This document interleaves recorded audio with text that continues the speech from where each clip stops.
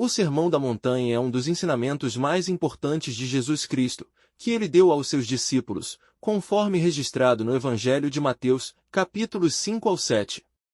Nesse sermão, Jesus explica a sua visão moral para a humanidade, enfatizando a importância da compaixão, humildade, perdão, amor ao próximo e obediência à vontade de Deus.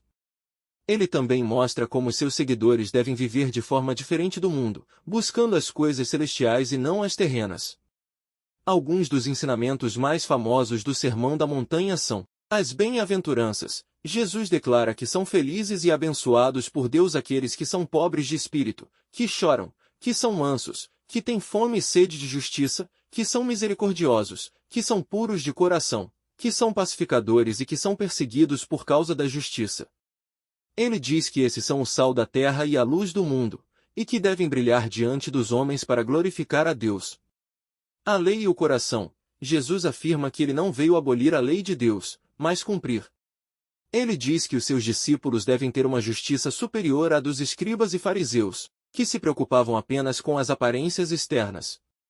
Jesus ensina que o que importa é a intenção do coração, e que o ódio, a cobiça, o divórcio e o juramento são tão graves quanto o assassinato, o adultério e o falso testemunho.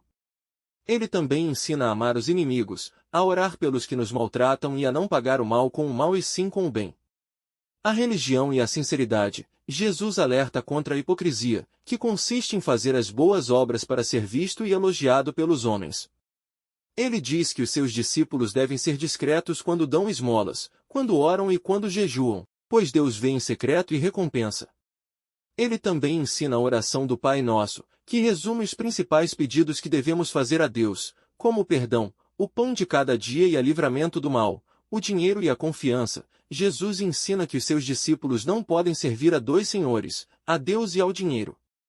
Ele diz que devem acumular tesouros no céu, e não na terra, onde a traça e a ferrugem corroem e os ladrões roubam. Ele também diz que não devem se preocupar com as coisas materiais, como a comida, a bebida e a roupa, pois Deus sabe de todas as suas necessidades e cuida deles.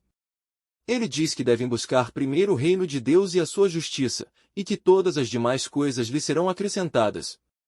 O julgamento e a humildade. Jesus ensina que os seus discípulos não devem julgar os outros, pois com a mesma medida que julgarem serão julgados. Ele diz que devem tirar primeiro a trave do seu próprio olho, antes de tentar tirar o argueiro do olho do irmão. Ele também diz que não devem dar aos cães o que é santo, nem lançar as pérolas aos porcos, pois eles não as valorizam e ainda os atacam. Ele diz que devem pedir, buscar e bater, pois Deus atende às orações de quem crê e persevera. Ele diz que devem fazer aos outros o que querem que os outros lhes façam, pois essa é a essência da lei e dos profetas. O caminho e a escolha. Jesus ensina que os seus discípulos devem entrar pela porta estreita e seguir pelo caminho apertado, que conduz à vida eterna, pois poucos o encontram. Ele diz que devem se afastar da porta larga e do caminho espaçoso, que conduz à perdição, pois muitos entram por ele. Ele diz que devem se cuidar dos falsos profetas, que se disfarçam de ovelhas, mas são lobos devoradores. Ele diz que os conhecerão pelos seus frutos, pois uma árvore boa não pode dar frutos maus, nem uma árvore má pode dar frutos bons. Ele diz que nem todos os que lhe chamam Senhor entrarão no reino dos céus, mas somente os que fazem a vontade de Deus. Ele diz que muitos dirão que profetizaram, expulsaram demônios e fizeram milagres em seu nome, mas ele lhes dirá que nunca os conheceu, e os mandará embora.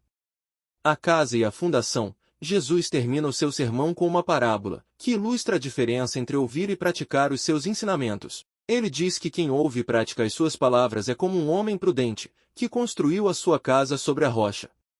Quando veio a chuva, o rio subiu e o vento soprou, a casa não caiu, pois estava bem fundamentada.